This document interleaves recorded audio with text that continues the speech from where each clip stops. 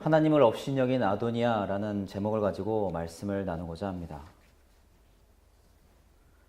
하나님께서는 완벽하게 세상을 창조하셨지만 이 세상에 죄가 들어온 순간부터 모든 것은 점차 불안정한 상태로 변하기 시작했습니다. 그래서 인간은 나이가 들수록 연약해지고 세상 만물 또한 시간이 지날수록 처음의 모습을 잃어가는 것입니다. 그럼에도 오직 변함이 없으시고 완전하신 하나님께서 이처럼 불완전한 세상을 하나님의 주권에 따라 이끄시기 때문에 완벽하게 말씀이 성취될 수 있는 것입니다. 이스라엘 역시 처음에는 불완전하게 흩어져 있던 민족이었지만 하나님께서 친히 그들의 왕이 되시어 하나의 나라로 만드셨습니다.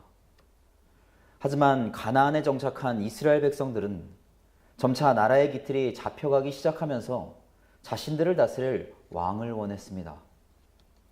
당시 이스라엘 주변에 있던 고대 근동 국가들은 한 명의 왕이 절대적인 권한을 가지고 나라를 이끌어가는 전제군주 체제로 이루어져 있었습니다. 또한 그들은 왕의 통치권이 자신들이 믿는 신으로부터 부여받은 것이라고 믿었기 때문에 왕은 곧 신과 같은 존재였습니다. 이처럼 인간을 왕으로 섬기는 이방 민족과는 달리 이스라엘은 처음부터 만물을 창조하신 하나님께서 친히 다스리시는 나라였습니다. 그러나 이스라엘 백성들은 삶이 평안해질수록 그 눈을 점차 세상으로 돌렸고 이방 민족들처럼 인간적인 왕을 갖고자 한 것입니다. 이러한 악한 생각은 곧 이스라엘을 직접 통치하시는 하나님을 향한 반역이자 불신앙이었습니다. 하나님께서는 이스라엘에 사사들을 보내셨지만 그들이 타락할수록 백성들은 온전히 하나님을 바라볼 수 없었습니다. 그래서 사사시대에 이스라엘은 나라가 전체적으로 타락했고 12지파의 연합 또한 깨지고 말았습니다. 이처럼 인간의 연약함을 아시기에 하나님께서는 왕을 허락하는 것을 원치 않으셨던 것입니다.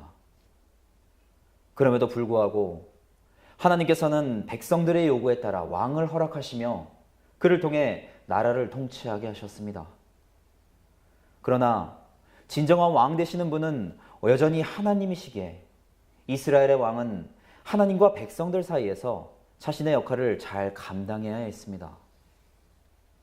이스라엘의 왕이 온전히 하나님만을 바라볼 때 백성들 역시 진정한 왕 되시는 하나님만을 올바로 바라볼 수 있기 때문입니다.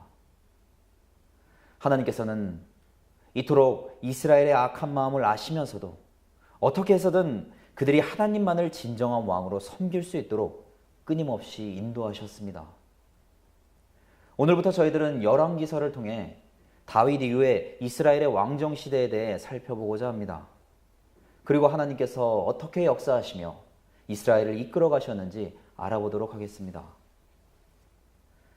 열왕기서는 본래 한 권이었지만 유대인들이 구약 성경을 번역하면서 상하 2권의 책으로 나뉘었습니다.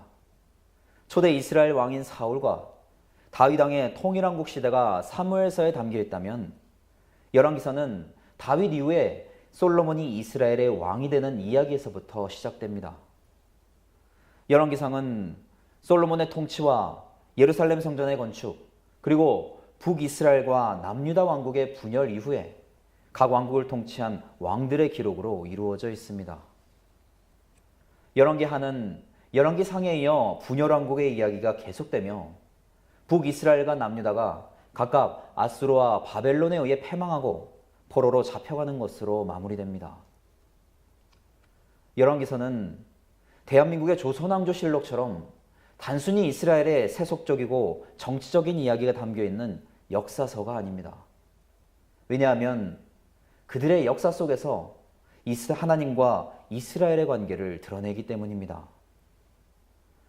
열왕기상은 다윗의 말년에서부터 그 이야기가 시작됩니다.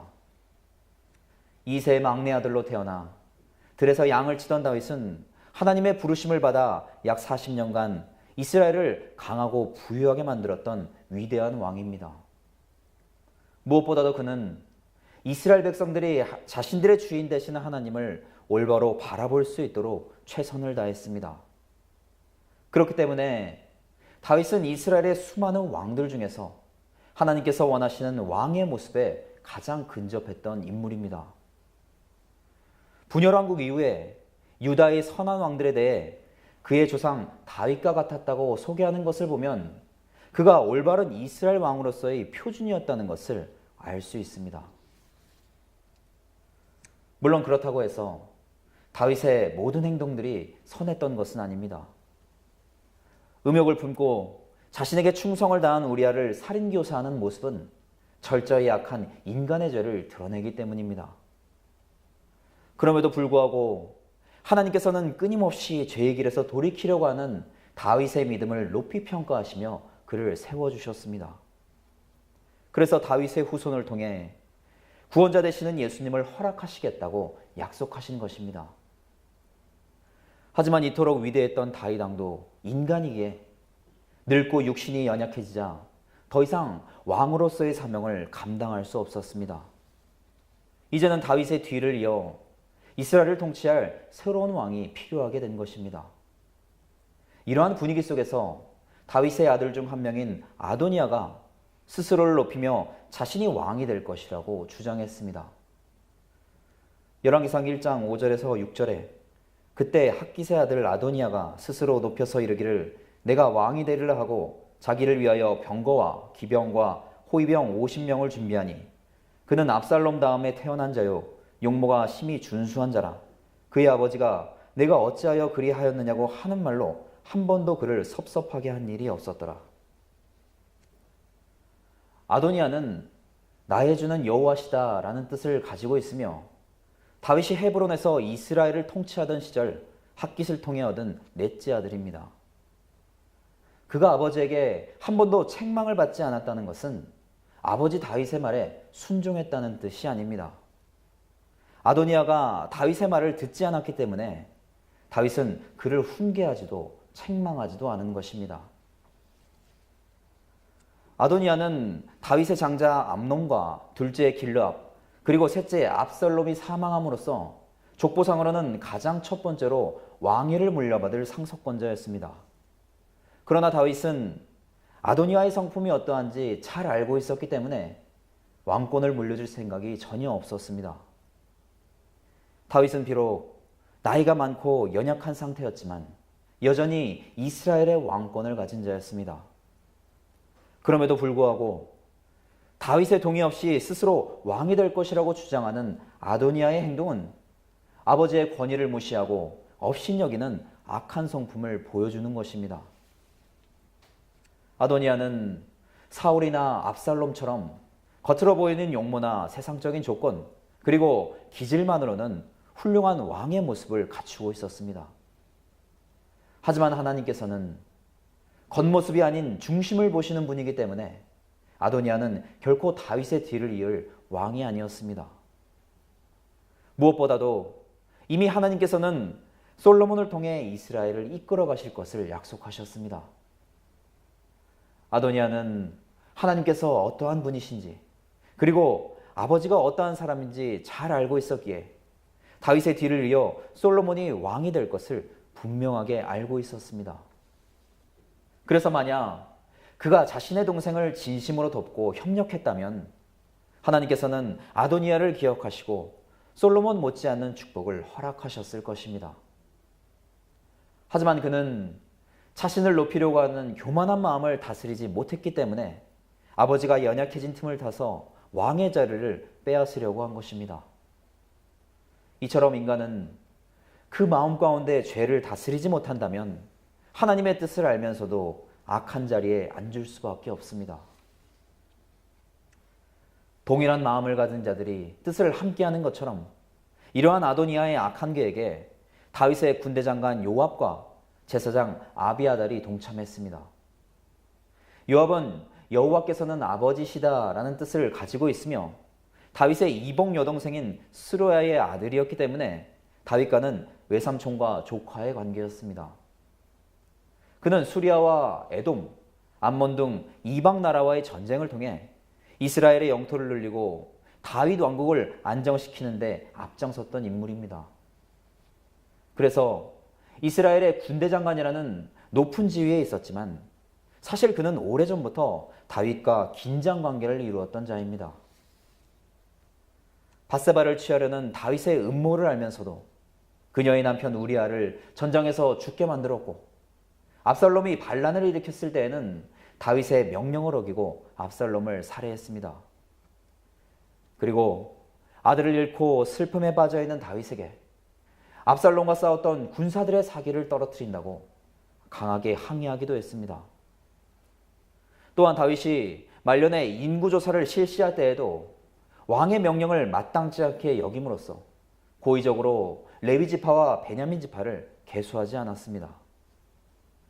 이러한 모습들을 통해 그가 이스라엘의 왕으로 세워진 다윗에게 온전히 순종하지 않았다는 사실을 알 수 있습니다.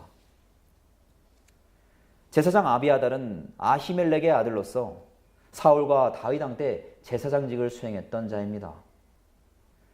다윗이 사울에게 쫓기던 시절 사울은 다윗 일행을 도와주었던 아히멜렉과 그 집안의 제사장 85명을 모두 살해했는데 아비아달은 이때 유일하게 살아남았던 제사장입니다.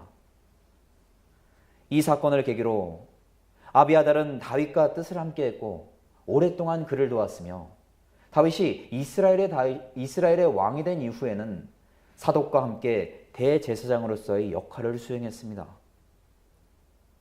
하지만 그는 하나님의 말씀을 가장 가까이 하는 자리에 있었음에도 불구하고 아도니아의 악한 뜻에 동참하고 말았습니다. 어쩌면 그는 사독과 함께 대제사장직을 수행하던 것에 불만을 품고 자신이 모든 권세를 얻고자 하는 욕심에 아도니아와 뜻을 함께 했을지도 모릅니다.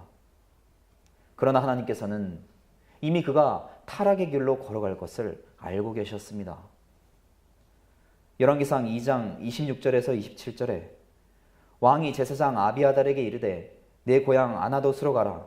너는 마땅히 죽을 자이로되 내가 내 아버지 다윗 앞에서 주 여호와의 궤를 메었고 또 내 아버지가 모든 환난을 받을 때 너도 환난을 받았은즉 내가 오늘 너를 죽이지 아니하노라 하고 아비아달을 쫓아내어 여호와의 제사장 직분을 파면하니 여호와께서 실로에서 엘리의 집에 대하여 하신 말씀을 응하게 함이더라. 솔로몬은 이스라엘의 왕이 된 이후에 아비아달의 제사장 직분을 파면시키고 그를 자신의 고향으로 내쫓았습니다. 그는 아도니아의 반역에 동참했기에 죽어 마땅했지만 다윗을 도와 하나님의 사명을 감당했던 시간들로 은혜를 받아 목숨은 부지할 수 있었습니다. 오래전 아비아달은 자신의 집안 제사장들이 모두 살해당하는 가운데에도 구원의 은혜를 허락받았습니다. 하지만 한순간의 욕심으로 모든 은혜를 쏟아버리고 만 것입니다. 그리고 하나님께서는 이를 통해 엘리 제사장 집안에 내리셨던 저주의 말씀을 성취하셨습니다. 하나님의 말씀이 어떻게 성취되었는지 알아보기 위해 제사장직을 수행했던 아론의 가문에 대해 잠시 알아보도록 하겠습니다. 이스라엘의 대제사장직은 하나님께서 아론의 자손들에게만 허락하신 중요한 직분입니다. 하지만 아론의 뒤를 이어 제사장이 된 나답과 아비후는 하나님께서 명령하지 않은 다른 불을 담아 분향함으로써 죽임을 당하고 말았습니다. 그래서 이후에 남은 아들들인 엘르아살과 이다말이 제사장직을 수행하게 되었습니다. 사무엘 당시 활동하던 엘리 제사장은 이다말의 후손인데 그의 아들들인 홈니와 비느하스는 제사의 고기를 강탈하고 성전에서 수종드는 여인들과 간음하는 등 악한 행실을 가진 제사장들이었습니다. 그러나 엘리는 하나님보다 아들들을 더 사랑했기 때문에 두 아들은 한날에 죽게 되었고 결국 그의 집안은 제사장 직분을 빼앗기는 저주를 받고 말았습니다. 그리고 엘리 제사장을 향한 하나님의 말씀은 비느하스의 후손인 아비아달 때에 이르러 완전히 성취되었습니다. 이후에 유다 왕국이 멸망할 때까지 대제사장직은 엘르아살의 족보를 따라 사독의 후손들에게 이어졌습니다. 예수님 당시에 활동하던 사두개파는 사독의 후손 또는 사독을 따르는 자들이라는 의미를 가지고 있는데 이들은 소수의 인원으로도 제사장 직분을 독점하며 세력을 펼쳤습니다. 그래서 자신들의 정통성을 주장하며 유대인 종교 집단인 사네드린의 대다수 자리를 차지했던 것입니다. 하지만 신약시대의 제사장들은 이미 사독의 후손과 상관없는 자들이었고 돈으로 직분을 사고 팔 정도로 타락하고 말았습니다. 이처럼 더 이상 인간이 감당하는 제사장직이 무의미하게 된 이유는 모든 인간의 죄를 사해 주실 완전한 대제사장이신 예수님께서 오셨기 때문입니다. 군대장관 요압이나 제사장 아비아달은 이스라엘이 온전한 하나님의 나라로 세워지기까지 오랜 시간 동안 다윗을 도왔던 자들입니다. 그렇기 때문에 분명 그들의 희생과 헌신이 없었다면 지금의 이스라엘은 존재하지 않았을 것입니다. 하지만 그들은 죄된 마음을 다스리지 못하고 하나님의 말씀을 끝까지 지키지 못했습니다. 요압과 아비아달은 아도니아가 남아있는 다윗의 장자로서 왕의 조건을 갖추었다고 생각했기 때문에 그를 따른 것이 아닙니다. 이미 그들의 마음속에는 늙고 연약해진 다윗이 하찮게 보였고 왕을 자처하는 아도니아를 통해 힘과 권력을 얻고자 하는 마음에 악한 자의 계획을 따랐던 것입니다. 하나님께서는 저희들을 자녀로 택해 주시고 성도로 살아갈 수 있는 은혜를 허락하셨습니다. 하지만 주님을 만나는 그 순간까지 이 귀한 은혜를 이어갈 수 있도록 끊임없이 우리의 마음을 내어놓고 돌아봐야 합니다. 지금은 주님 앞에 온전한 믿음으로 서 있을지 몰라도 언제라도 한순간의 죄의 자리로 돌아갈 수 있는 연약한 존재이기 때문에 허락하신 믿음을 붙들어 달라고 간구해야 하는 것입니다. 하나님께서는 스스로 왕이 되고자 하는 아도니아와 이에 맞서는 다윗의 사람들을 통해 솔로몬을 이스라엘의 왕으로 세우기 위한 계획을 이루어 가셨습니다. 하지만 이 또한 다윗이나 그 아들인 솔로몬을 위한 것이 아닙니다.